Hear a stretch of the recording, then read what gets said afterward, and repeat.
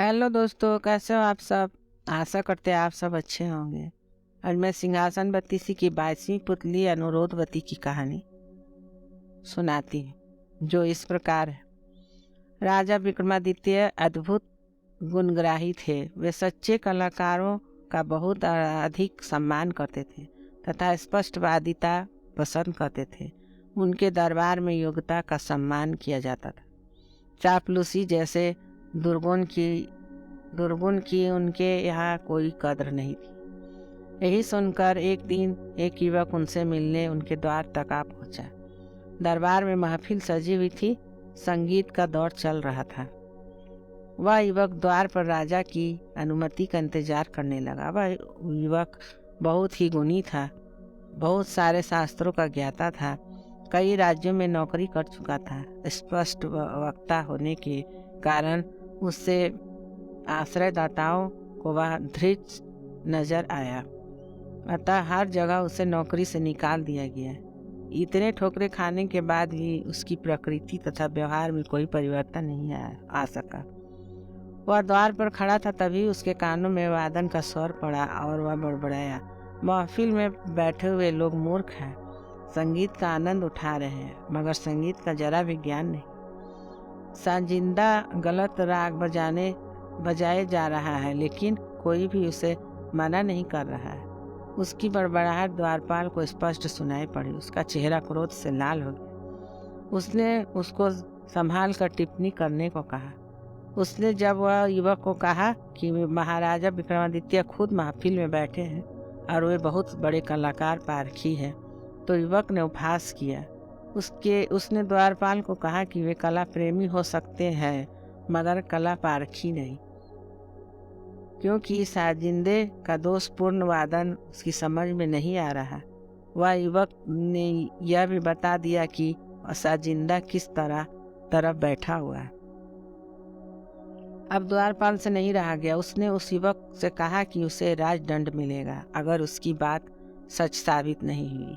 उस युवक ने उसे सच्चाई का पता लगाने के लिए कहा तथा बड़े ही आत्मविश्वास से कहा कि वह हर दंड भुगतने के लिए तैयार है अगर यह बात सच नहीं साबित हुई। द्वारपाल अंदर गया तथा राजा के कानों में यह तक बात पहुंची। विक्रम ने तुरंत आदेश दिया कि वह युवक को महफिल में पेश किया जाए। विक्रम के सामने भी उस युवक ने एक दिशा में इशारा करके कहा कि वहाँ एक वादक की उंगली दोषपूर्ण है। उस ओर बैठे सारे वादकों की उंगलियां का निरीक्षण किया जाने लगा। सचमुच एक वादक के अंगूठे का ऊपरी भाग कटा हुआ था और उसने उस अंगूठे पर पतली खाल चढ़ा रखी थी। राजा उस युवक के संगीत ज्ञान के कायल हो गए।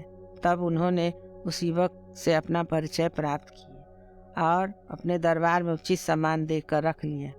वह युवक सचमुच ही बड़ा ज्ञानी और कला मर्मज्ञ था। उसने समय समय पर अपनी योग्यता का परिचय देकर राजा का दिल जीत लिया। एक दिन दरबार में एक अत्यंत रूपवती नर्तकी आई। उसके नृत्य का आयोजन हुआ और कुछ ही क्षणों में महफिल सज गई। युवक भी राज दरबारियों के बीच बैठा हुआ था, नृत्य और संगीत का आनंद उठाने लगा।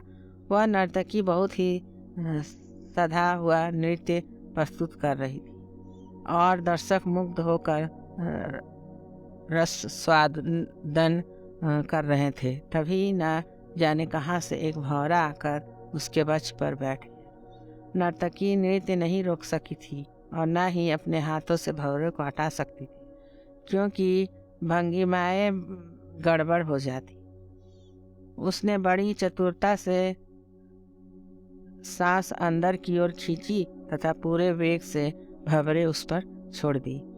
अनायास निकले सांस के झोंके से भंवरा डर कर उड़ गया। क्षण भर भी इस घटना को कोई भी ताड़ न सका, मगर उस युवक की आंखों ने सब कुछ देख लिया। वह वाह वाह करके उठा और अपने गले की मोतियों की माला उस नर्तकी के गले में डाल दी। सारे दरबारी स्तंभ रह गए। अनुशासनहीनता की पराकाष्ठा हो गई। राजा की उपस्थिति में दरबार में किसी और के द्वारा कोई पुरस्कार दिया जाना राजा का सबसे बड़ा अपमान माना जाता है। विक्रम को भी यह पसंद नहीं आया और उन्होंने उस युवक को इस रिश्ता के लिए कोई ठोस कारण देने को कहा।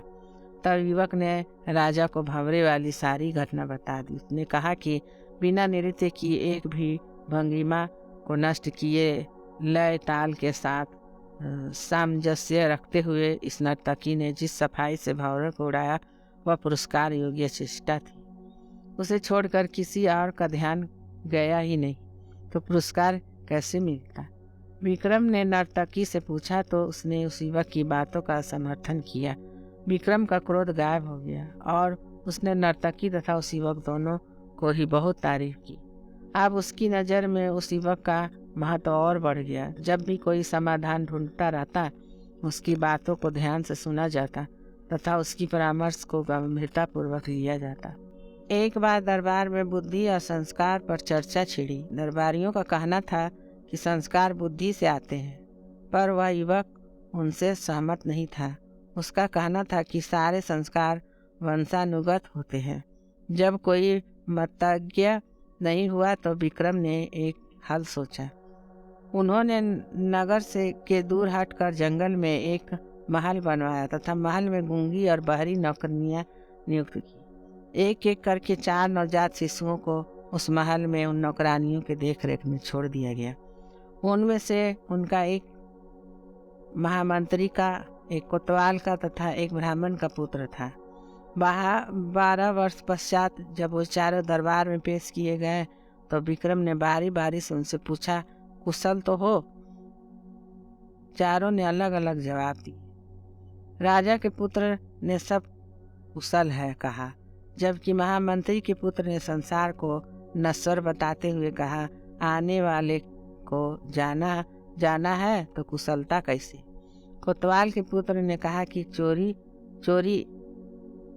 चोर करते हैं और बदनामी निपराध की होती है। ऐसी हालत में कुशलता की सोचना बेईमानी है। सबसे अंत ब्राह्मण का पुत्र का जवाब था कि आयु जब दिन ब दिन घटती जाती है तो कुशलता कैसी।